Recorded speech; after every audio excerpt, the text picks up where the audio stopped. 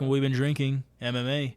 This is a co-main event here for UFC 293 prediction right here for the Adesanya Strickland card. The co-main event is Tai Tuivasa, Alexander Volkov. Heavyweight matchup. Both got a high KO record.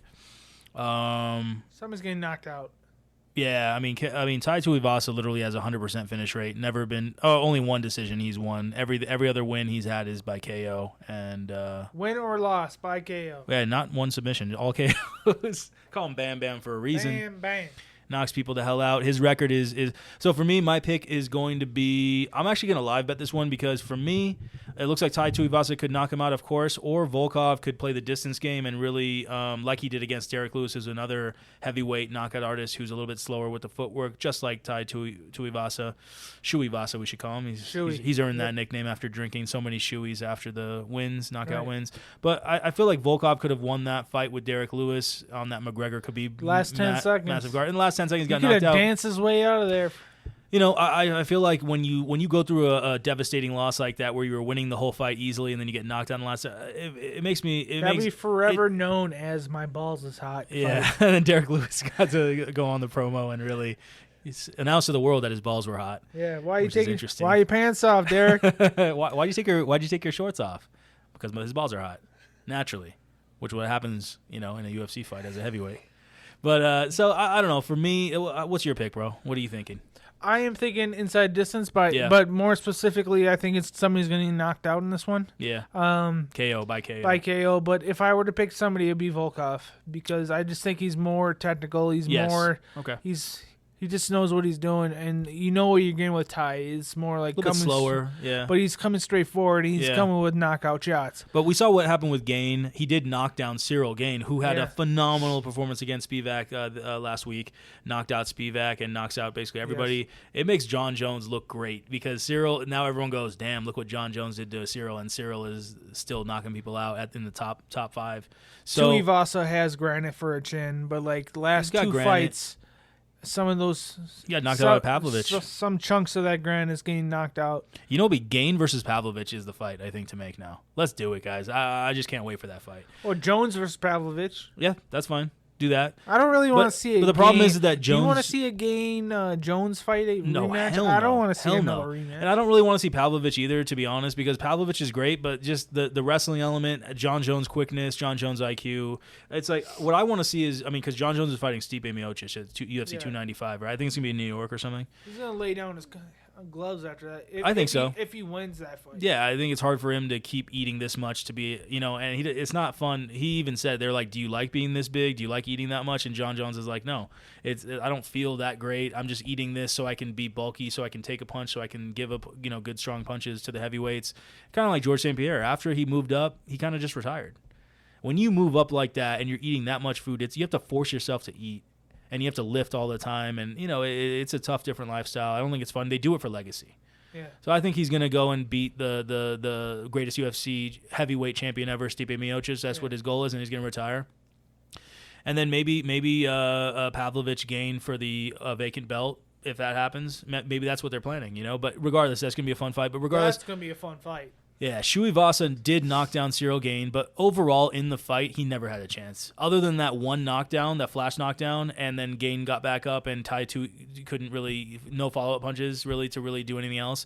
Other than that 5 to 7 second sequence, Gane won like every other part of the fight. Every second of the fight, Gane won except for those 5 seconds. Not get it twisted. Gane's a totally different fighter from Volkov. He is much faster, much more powerful footwork, in strikes. Angles much better. It's like his feints. Like everything works for Gane when it's just a striking match. I just think Volkov has been through this fight before, so he's not going to. You know what he's going to do? Try and win. It could be by decision. He's got let's see. He's got a reach advantage of 5 inches. Huge in this fight. Southpaw versus Orthodox. Tuivasa is Southpaw. Volkov is an Orthodox, which 5 you inches love. taller. The work rate is 4 significant strikes landed per minute for Tuivasa. Southpaw versus Orthodox. It's about I'm telling you, 4.9 or almost 5 significant strikes landed per minute for Volkov. 6'7" versus 6'2". Volkov is 5 inches taller. His legs are way longer. Tuivasa is 30 years old. Volkov's 34 years old. Just things to think about, but Volkov's more technical. Shui's more one-punch power. Let's be honest, though. Tuivasa's slow. Tuivasa loads up. Volkov has the kicks, got the arm reach. If Shui just lands one. Yeah, lands one. You know what but I mean? If you look at the people he's knocked out in the UFC, right? We're looking the same type of fighters. Stefan Struve does have long arms, but he's very slow. Volkov's much faster than that. Sakai is slow. Derek Lewis very slow. So what I'm saying is that it's hard to just say necessarily that that it's gonna be by KO, because it could be by KO, but I think Volkov is gonna feel like he could KO him, or Volkov could just play the distance game and just kick, punch, move, that type of stuff. So what I like to do here is I want to go for a live bet. I'm thinking Volkov does probably win, but Tai has that one-punch knockout power, and it's dangerous. So what I like to do right here is let's see if Tuivasa is in shape to kind of go all 3 rounds hard. If he's not, I think I'd just put a live bet on Volkov after if he looks sloppy on the weigh-ins. Yeah, exactly. Things like that. I just think it's one of those fights where it's like, man, Volkov has been knocked out before by a fighter like Tuivasa. Tuivasa knocked down Cyril Gaines, so Tuivasa deserves credit where credit's due. And I just think that live bet is very, very it's just smart for me to just wait it out a little bit and just see how the first round goes. I don't disagree with that, but I think somebody's getting knocked out. Yeah. I don't know, but if you are putting a hypothetical gun to my head, pick a fighter. I'm gonna pick Volkov. It feels right. The distance control, the leg reach, the arm reach, the quick, a little bit faster. He has some power. Some power. Yeah, he's got some KOs. He KO'd his last opponent, Romanov. He KO'd actually Rosenstrike. Rosenstrike's good. So yeah, he's got the KO power. I think Volkov is kind of the pick, but I just feel like I want to give credit to Shui because Shui's the same type-ish fighter as Shui a little bit. Yeah. The one-punch power type thing, but I think Volkov's gonna win. Yeah. And I think by knockout. So. Yeah. There we go. Kind of Volkov, but I just want to live bet him type of thing and just make sure Shui doesn't get too close and too often, type shit. Yeah. So. But as a fan favorite, you're kind of rooting for Shui because he's just a fun fighter to watch. Yeah. Especially when he wins, it's like, wow. I love to watch him fight. It's fun he's never in a boring fight ever, and it's fun to watch him. But Volkov, I think he needs to use the kicks.